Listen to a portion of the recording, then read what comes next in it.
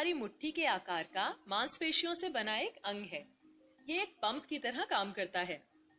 इस पंप से रक्त सारे शरीर में पहुंचता है और लौटकर वापस आता है।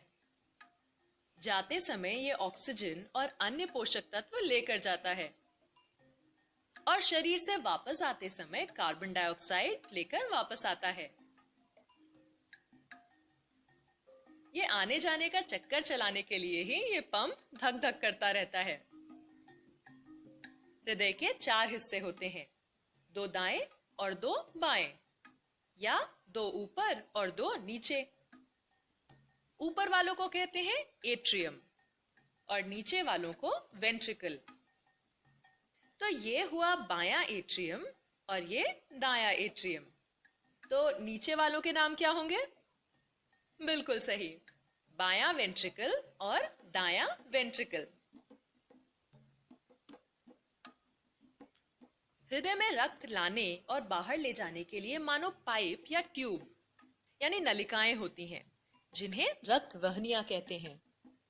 यहां से शुरू होकर पूरे शरीर में रक्त की छोटी छोटी नलिकाओं का एक जाल सा बिछा रहता है। क्या तुम अंदाजा लगा सकते हो कि अगर इन सारी नलिकाओं को जोड़ दो तो कुल लंबाई कितनी होगी? 1,00,000 किलोमीटर के करीब, यानी मुंबई से दिल्ली और वापस के 50 चक्करों के बराबर। यहाँ जो नीले ट्यूब दिखाए गए हैं वो बताते हैं कि इनमें अशुद्ध रक्त है। अशुद्ध का मतलब इसमें ऑक्सीजन कम है। और शरीर के ऊपरी हिस्से यानी सर और भुजाओं से रक्त यहाँ ऊपरी ट्यूब पर आता है और पेट, पांव इत्यादि निचले अंगों से इस निचली ट्यूब में आता है। दोनों मिलकर इस दाएं एट्रियम में कम ऑक्सीजन वाला रक्त छोड़ते हैं। इस एट्रियम का सिर्फ नीचे की तरफ यानी सिर्फ एक तरफा खुलने वाला एक वॉल्व है। ऐसे और भी दरवाजे हैं, इन्हें वॉल्व कहते हैं। ये वॉल्व तभी खुलेगा जब नीचे वाला वेंट्रिकल फैलेगा। तब अशुद्ध रक्त यानी कम ऑक्सीजन वाला रक्त वेंट्रिकल में आ चुका होगा और उसके पीछे वाला वॉल्व बंद हो चुका होगा, यानी वो उल्टा नहीं खुलेगा। लेकिन वेंट्रिकल का ऊपर की तरफ खुलने वाला एक और दरवाजा है। जब ये वेंट्रिकल सिकुड़ेंगे तब जैसे एक पाउच को दबाने से अंदर का द्रव या पेस्ट बाहर निकलता है, वैसे ही यहाँ रक्त इन बाईं और दाईं ओर से नीली ट्यूब से बाहर चला जाएगा। लेकिन ये बाहर जाके आखिर जाएगा कहाँ? बाकी शरीर में नहीं, बल्कि फेफड़ों में। एक नीली नलिका दाएं फेफड़े में रक्त ले जाएगी और दूसरी बाएं फेफड़े में। फेफड़ों में छोटी छोटी नलिकाएं होती हैं, जहां इस अशुद्ध रक्त की मुलाकात ऑक्सीजन से भरपूर हवा से होगी। ये वो हवा है जो हम जब सांस लेते हैं तब अंदर आती है।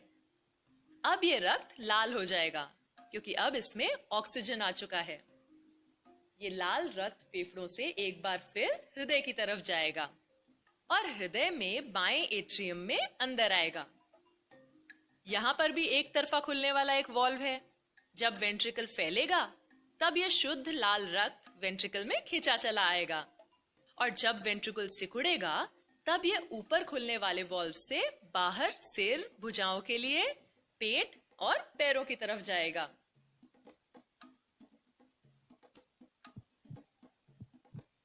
हृदय का सिकुड़ना और सामान्य हो जाना एक धक धक यानी एक धड़कन बनाता है और ये धक धक चलती रहती है। रक्त शरीर भर में पहुंचता रहता है और लौटकर वापस आता रहता है। फेफड़ों में जाता है, शुद्ध होता है और फिर चल पड़ता है शरीर भर में ऑक्सीजन और पोषक तत्व पहुंचाने के लिए।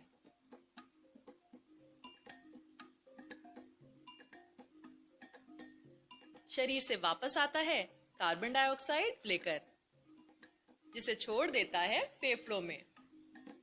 तो ये थी कहानी हमारे रक्त परिसंचरण तंत्र की।